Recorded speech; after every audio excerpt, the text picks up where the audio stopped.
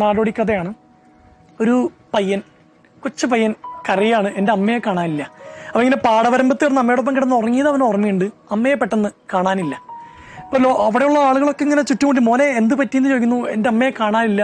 അമ്മ ഇങ്ങനെ അമ്മയെക്കുറിച്ചുള്ള എന്തെങ്കിലും ഒരു കാര്യം പറയാമോ, ഞങ്ങൾക്ക് അന്വേഷിക്കാനാണ്.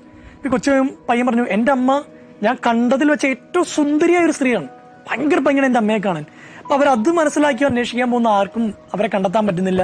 പുലർവെട്ടം വീണ് തുടങ്ങിയപ്പോൾ ഒരു സ്ത്രീ പാടവരമ്പത്തൂടെ ഓടി വന്ന് ഈ പയ്യനെ കെട്ടിപ്പിടിക്കുമ്പോൾ ഇവൻ അമ്മ വന്നു പറഞ്ഞ് ഇങ്ങനെ ഒച്ചത്തിൽ പറയുമ്പോൾ അടുത്തുള്ളവരൊക്കെ ഈ സ്ത്രീയെ നോക്കുമ്പോൾ ഞെട്ടിപ്പോവാണ്.